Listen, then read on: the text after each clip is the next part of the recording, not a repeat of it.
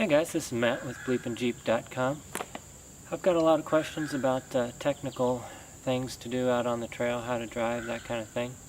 So I wanted to talk about the most important thing today. And what is the most important thing? This? Nope. I think the most important thing out on the trail is your tire pressure. So today we're going to do a little experiment. But first, check out my website, bleepingjeep.com. It's got all the best off-road videos on YouTube in one spot, none of the boring stuff. And don't forget to subscribe to my channel right here, Bleeping Jeep. Alright, so tire pressure. This is where a lot of people get it wrong. I've seen a lot of people out on the trail who drive their rigs out there.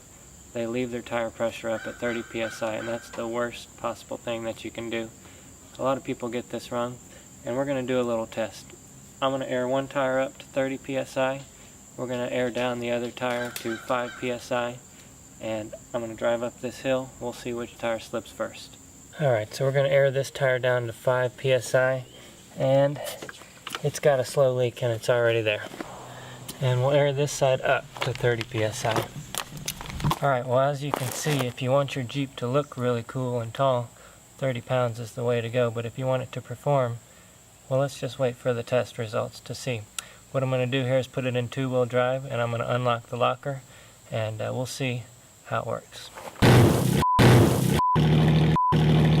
Alright, as you can see, this is real scientific, but I'm getting too much traction with these swampers, so I either need to find a steeper hill or a slicker surface. Let's go try some grass.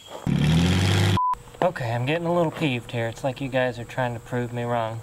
So to test it out again, I brought out the truck, and this is good because it's got bald tires on the rear.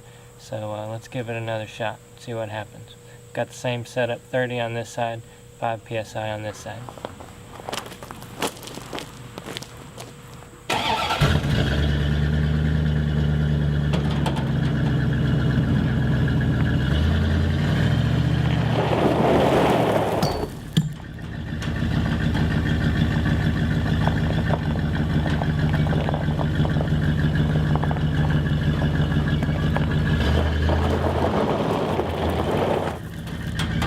Alright, so now that you've seen it for yourself, you may have a question of why. Why does it make a difference?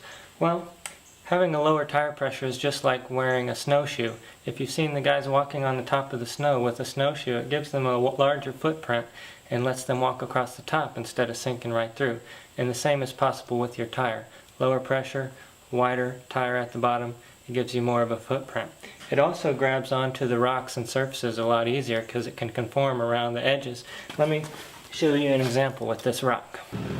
Alright, now in this video I'm going to show you a 30-pound PSI tire going over this rock. Watch as the tire just climbs right up on top. Doesn't even try to grab onto it. Just rolls over the very tip top of it. Now in this video I'm going to show you a 5 PSI tire, and watch as it completely envelops the rock, grabs, gives so much traction, and it also gives you a much smoother ride because you're not feeling every single one of these rocks. Alright guys, so you may still have one more question, and that is, what can I air down to? If you're not running bead locks, you can go about 10 to 12 psi. If you do have bead locks, you can go about 5 to 6 psi. There's lots of reasons you might want to air down, including comfort, traction, and safety. There's one story out of Australia, I think it is, where a couple were out four-wheeling. They got stuck in the sand. They died there and starved for days.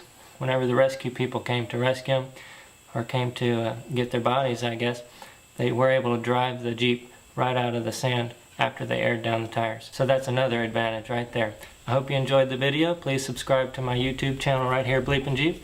And don't forget to check out my website, bleepingjeep.com. It's got all the best off-road videos on YouTube in one spot. None of the boring stuff. Thanks so much.